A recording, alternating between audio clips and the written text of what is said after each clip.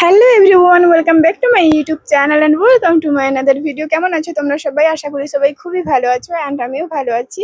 Actually কাল রাতটাই আমি দিদি বাড়ি এসেছি, মানে সন্ধ্যাবেলা, ঠিক আছে। আর এখন আমরা যাচ্ছি কোথায় আমি তাও জানি না, অনেকবার জিজ্ঞাসা করেছি কিন্তু বলেননি কেউ, ঠিক করে মানে কেউ বলছে না।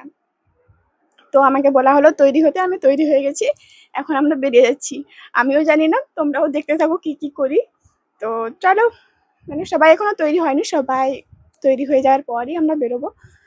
তো তোমরা ভিডিওটি স্কিপ না করে প্রথম থেকে শেষ পর্যন্ত দেখতে থাকো, কোথায় যাই কি করি আমিও জানি না, তোমরাও দেখতে থাকো। গাইস, এই হচ্ছে জামাইবাবু আর দিদি, তৈরি হননি, খাওয়া দাওয়া চলছে।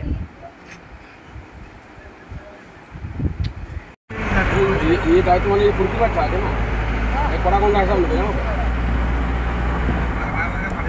ना ना खाली पैसा नहीं बचते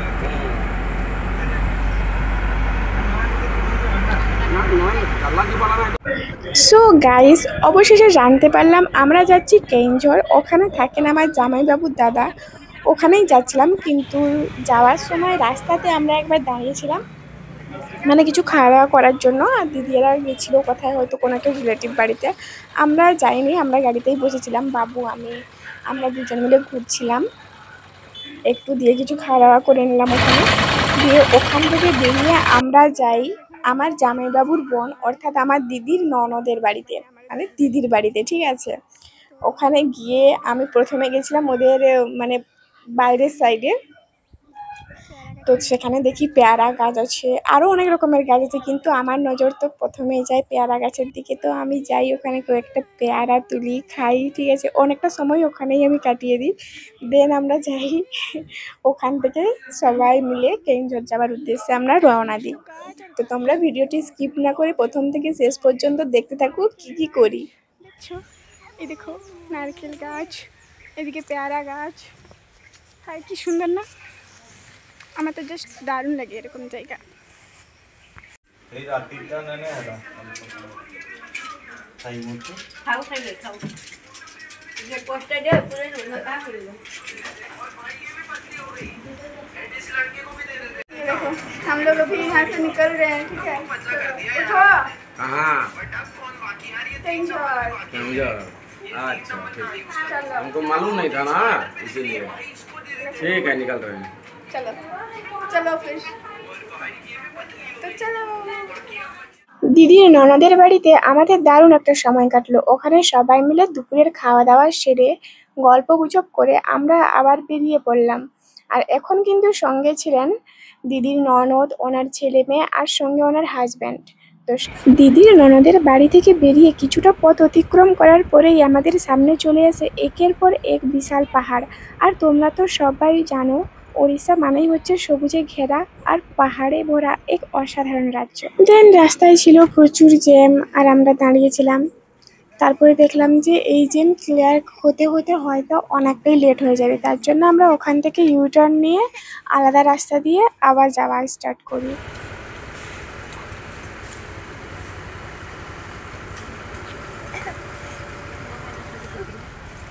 আমার তো জাস্ট দারুণ লাগছিল। আমরা গিয়েছিলাম উল্টো রথের আগে, তার জন্য দেখছো রাস্তায় রথও দাঁড়িয়েছিল আর কি।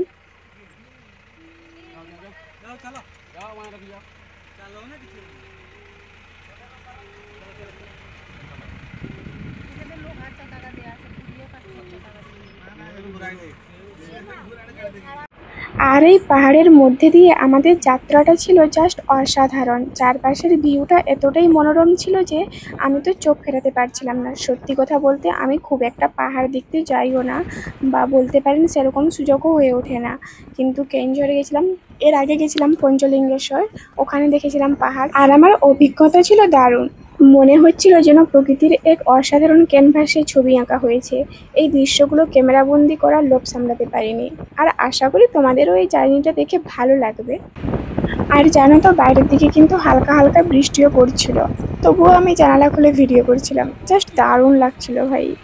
আর আমি যে দিদির ননদের বাড়ি থেকে, মানে দিদির বাড়ি থেকে পেয়ারাগুলো নিয়ে গেছিলাম, ওগুলোই আমি গাড়িতে বসে বসে খাচ্ছিলাম। আর কি করব, বাইরের বৃষ্টি দেখছি আর খাচ্ছি, জাস্ট দারুণ।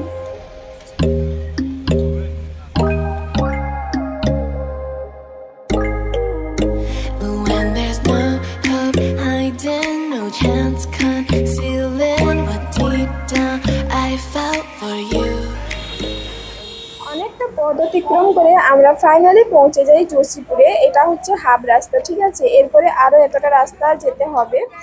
তো যোশীপুরে নেমে আমরা একটা দোকানে দাঁড়ালাম। দিনের অনেকটা পথ পেরিয়ে এসেছি, তাই সবারও একটু ক্লান্তি আর খিদে পেয়েছিল। ওখানে আমরা কিছুটা খাওয়া দাওয়া করে নিলাম আর বাকি পথের জন্য কিছু খাওয়ারও প্যাক করে নিলাম, কারণ জানতাম আমাদের গন্তব্যে পৌঁছতে এখনো আরো কিছুটা পথ বাকি আছে। তারপর সবাই মিলে আমরা গাড়িতে বসলাম। Deep down, I felt for you.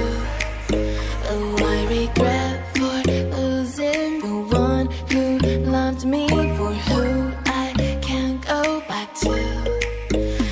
Walking through all the dust, memories and frame a past we simply left fade.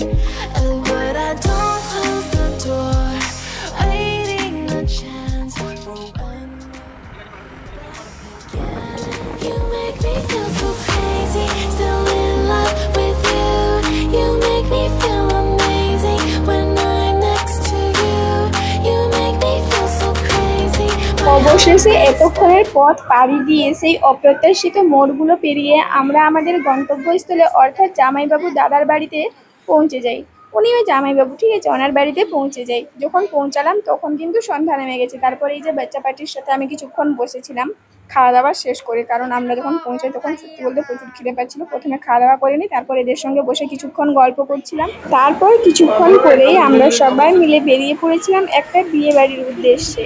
আর এই যে দেখছো কিউট বাচ্চাটা, এই বাচ্চাটা হচ্ছে আমার দিদি, অর্থাৎ আমার দিদির জায়ের ছেলে, ঠিক আছে। আর এই যে আমার দিদি, আমরা সবাই মিলে এখন বেরিয়ে পড়েছি বিয়ে বাড়ি যাওয়ার উদ্দেশ্যে। এই দেখো সবাই। তো আমরা ফাইনালি পৌঁছে যাই। অ্যাকচুয়ালি ওনার বাড়ি থেকে বিয়ে বাড়ি বেশি দূরে ছিল না, কাছেই ছিল। তো যেতে আমাদের খুব বেশি সময়ও লাগেনি, খুব কম টাইমের মধ্যেই, প্রায় 10-15 মিনিটের মধ্যেই আমরা পৌঁছে গেছি।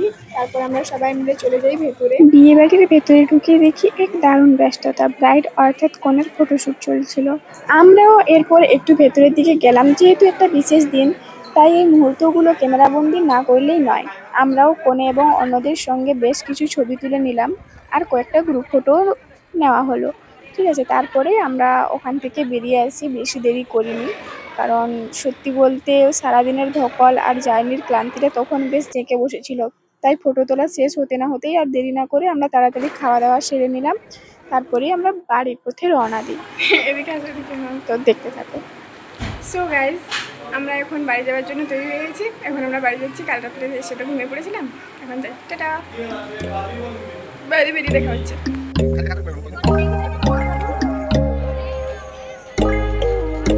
But when there's no hope hiding, no chance concealing what deep down I felt for you. Oh, I regret for losing the one who loved me, for who I can't go back to. বাড়ি ফেরার সময় আমরা একটা দোকানে ঢুকেছিলাম, মানে হোটেলে খাওয়া দাওয়া করার জন্য। ভাবলাম এখানেই সবাই খাওয়া দাওয়া করে নিই, দেন বাড়ির পথে রওনা দেবো। অনেকটা পথ চলেই এসেছি, তো আরও অনেকটা পথ বাকি আছে যেতে। তার জন্য আমরা সবাই এখন খেতে বসে গেছি। এই যে দেখছো সবাই আমরা বসে আছি এখন।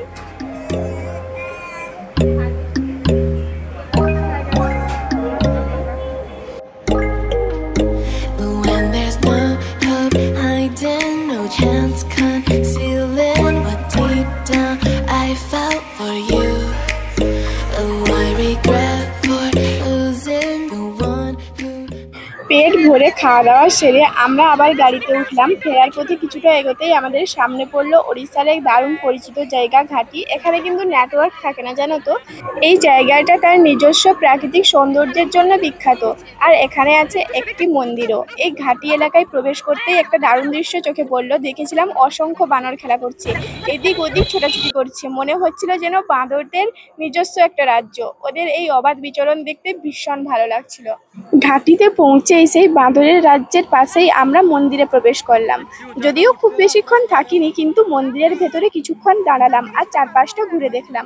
এখানকার পরিবেশটা ছিল একদম আলাদা রকম। চারপাশে অসাধারণ প্রাকৃতিক সৌন্দর্য, যতদূর চোখ যায় শুধু বিশাল বিশাল পাহাড় আর পাথরের টিলা।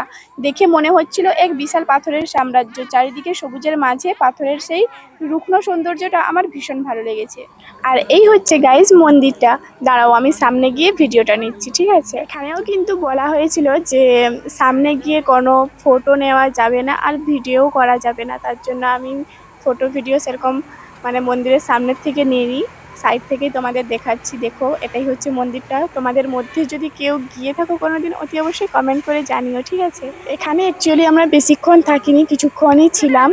দেন আমরা ওখান থেকে বেরিয়ে আসি, কারণ এমনিতেই আমাদের বাড়িতে পৌঁছাতে পৌঁছাতে রাত হয়ে যাবে। ওখান থেকে বেরিয়ে রাস্তায় ফুচকা দোকান দেখে প্রচুর ফুচকা খেতে ইচ্ছে করছিল, তার জন্য আমরা সবাই নেমেছিলাম ফুচকা খেতে। এখানে ফুচকা খাওয়া দাওয়া করার পর আবার চলে যাই আমার দিদির ননদের বাড়িতে, মানে দিদির বাড়িতে। ওখানে গিয়ে কিছু খাওয়া দাওয়া করে নিই। আর আগেও বলেছিলাম যে এখানে একটা পেয়ারা গাছ আছে, যেটা আমার খুবই ভালো লাগছিল, ঠিক আছে? তো চলে গেছিলাম ওই বাইরের দিকে। দেন ওখান থেকে কয়েকটা আবার পেয়ারা নিয়ে আসি। দেন আমরা বাড়ির পথে রওনা দিই। বাড়িতে পৌঁছাতে পৌঁছাতে মানে দিদি বাড়িতে পৌঁছাতে পৌঁছাতে আমাদের সন্ধ্যা হয়ে গেছিলো। এখানে গিয়ে কিছু খাওয়া দাওয়া করে নিই, দেন আমরা ঘুমিয়ে যাই। তো চলো, আজকের ভিডিওটা এই পর্যন্তই। দেখা হচ্ছে আবার একটা নেক্সট ভিডিওতে। যদি তোমাদের ভালো লেগে থাকে অতি অবশ্যই লাইক, কমেন্ট ও চ্যানেলটিকে সাবস্ক্রাইব করে রাখো। Thanks for watching. Tata everyone. দেখা হচ্ছে আবার একটা নেক্সট ভিডিওতে।